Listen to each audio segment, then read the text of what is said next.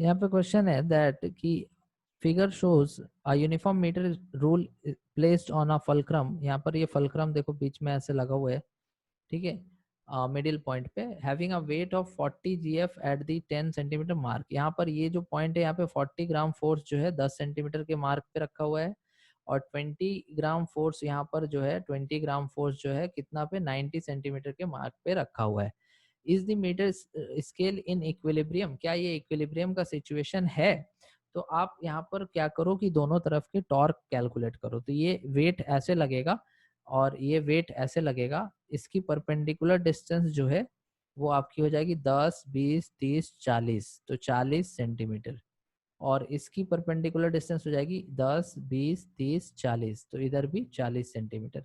अब देखो दोनों जो है सेम डिस्टेंस पे है बोथ साइड में, और ये 40 ग्राम फोर्स है, ये 20 ग्राम फोर्स है, बिल्कुल बैलेंस नहीं होगा। कैसे बैलेंस होगा? इधर ज्यादा भारी है और डिस्टेंस दोनों तरफ सेम है, तो टॉर्क जो है वो आपको क्या होता है, टॉर्क क्या होता है, टॉर्क होता है force into perpendicular distance, force into perpendicular distance. तो फोर्स इंटू परपेंडिकुलर डिस्टेंस अगर आपका टॉर्क है, तो अगर आप राइट साइड के लिए, राइट हैंड साइड के लिए लिखोगे तो आपका फोर्स हो जाएगा 20 जीएफ और परपेंडिकुलर डिस्टेंस 40 सेंटीमीटर, तो आपका कितना आ जाएगा 4 into two 8, 800 gram force centimetre का टॉर्क आएगा।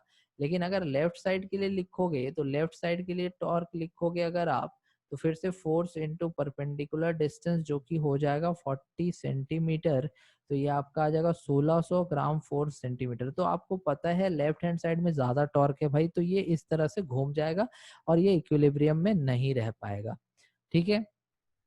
तो यहाँ पर आपको पूछ रहा है if not how will the rule turn, तो रूल जो है किस तरह से घूमेगा, जिधर ज्यादा टॉर्क है, तो ये इस तरह से आपका एंटी क्लॉकवाइज डायरेक्शन में टर्न हो जाएगा। नेक्स्ट क्वेश्चन है that how can the rule be brought in equilibrium by using an additional weight of 40 GF. तो अब आपको एक और वेट दे दिया, 40 जीएफ का एक वेट और दे दिया और बोला कहाँ रखोगे। तो भाई जाहिर सी बात है कि आप लेफ्ट हैंड साइड में तो नहीं रखोगे, बिकॉज उधर की जो टॉर्क है वो ऑलरेडी ज्यादा है, तो उसे आप राइट हैंड साइड में ही रखोगे कहीं पर, और वो पॉइंट नहीं पता है तो सपोज करो उसे हमने डी डिस्टेंस पे रख दिया, और वो फोर्स कितना देगा, तो 40 जीएफ उसकी वेट है, तो उसकी वजह से टॉर्क आप लिख लो।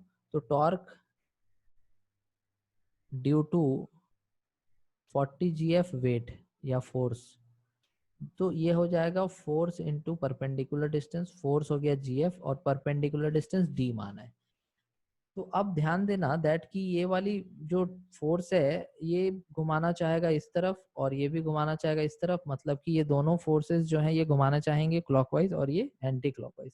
तो इनकी वैल्यूज टोटल कितनी हो जाएगी जो कि क्लॉकवाइज घुमाना चाहते हैं? तो क्लॉकवाइज वाले की टोटल वैल्यूज हो जाएगी total clockwise torque, total clockwise torque should be equal to total anti clockwise torque होना चाहिए ना, टोटल एंटी क्लॉकवाइज टॉर्क, ठीक है। तो total clockwise torque is equal to total anti clockwise torque.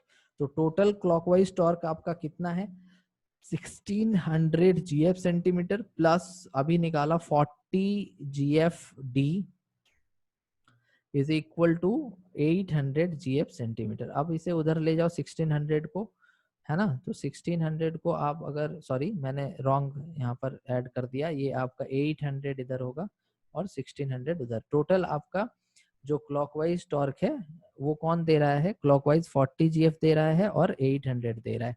तो यहाँ पर 800 प्लस 40 डी इक्वल्स टू 1600, तो 1600 में सब्ट्रैक्ट करो तो 40 डी इक्वल्स टू 800, कहने का मतलब हो गया डी इक्वल्स टू 0 कैंसल 420, तो 20 सेंटीमीटर पे मीन्स यहाँ से 10 और 20 मीन्स 70 पे आपको 40 जीएफ का फोर्स रखना पड़ेगा, तो ये आपका बैलेंस हो जाएगा। समझ गए? तो आपका आंसर कितना हो जाएगा 70 सेंटीमीटर मार्क पे आपको एडिशनल वेट जो है 40 जीएफ का रखना होगा। तो इस तरह से इस क्वेश्चन को हमने सॉल्व किया।